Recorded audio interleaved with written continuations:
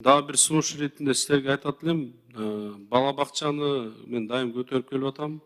Бүгүнкү күндө 26 же 28% пайыз обеспечение балдар турабы республика боюнчачы. Ооба 28ге чыкты. 2023 жылы 26 болчу. Мына 2% көтөрдүк, бирок бизде максат турат жылдын аягына чейин 40%га көтөргөн. Кайсы жол менен 40%га жеткизебиз деп атасыздар?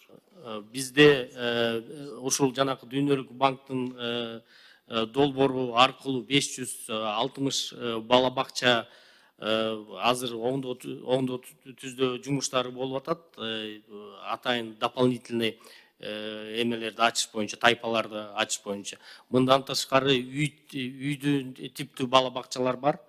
Анан жанакы уктоочу жерлерди оптимизациялоо боюнча дагы жумуштарды алып баратабыз. Мындан тышкары дагы мектептерде бош класстар болсо, ошолордун дагы алкагында аз убакыттуу 3 сааттык бала бакча ачуусундагы жумуштарды алып барып атабыз.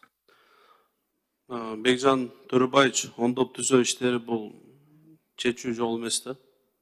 28% болсо, бир 30% 30% болушу мүмкүн. Ошон үчүн 25-жылга силерде барбы планда? Канча республика боюнча канча бала бакча курабыз деген планыңар бар? Же такыр эле жокпу же? Быйылкы жылга кап вложение боюнча курулушка 73 бала бакча кирген. Тизме боюнча. Бул башталып элек азыр, Курулуш башталган, кээ бир жерлерде болуп аткан курулуштар, кээ бир жерде жаңы башталган курулуштар.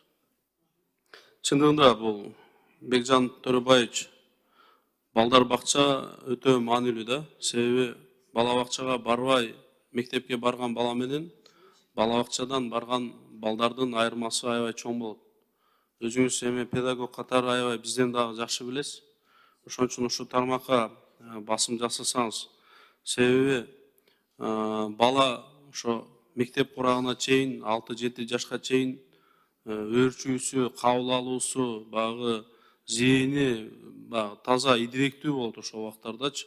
Биз болушунча мына дүйнөлүк практикаларда ошол 5-6 жашка чейин балага ошо билим берип калган аракет кылып атышат да.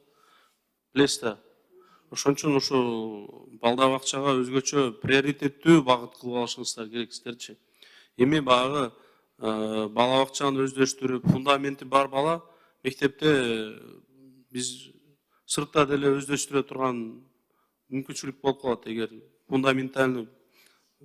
фундаменти жакшы курулган балдардыкычы. Кайсы программа болсо дагычы. Ошон үчүн ушул жака көңүл бурсаңыздар, 25-жылдагы дагы көбүрөөк бала бакча курган аракет кылсак. Сиз туура айтасыз, сөзсүз кабыл алабыз. Обеспечение боюнча дагычы ушу интерактивный доскалар дагы киреби силерде? Бересиздерби? Биз компьютер азыркы күндө компьютер менен эмеректерди эле сатып алабыз, бирок интерактивный доскалар дагы бизде планда бар. Эмки жылда жаңы бир Азия өнүктүрүү банкынын долбоору келип атат, ошолор аркылуу дагы биз азыр сүйлөшүүлөр жүргүзүп атабыз.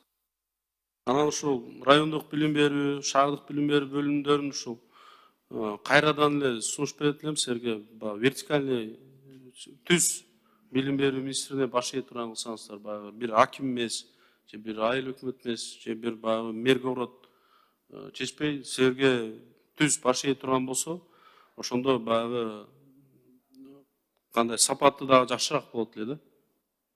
Ооба, биз азыр оптимизация жагында карап атабыз. Область деңгээлиндеги шаар менен ошол жердеги район бир болсо ошолорду кошуп, мындан тышкары дагы биз сунуш киргизгенбиз, уже жогорку кеңешке кирген.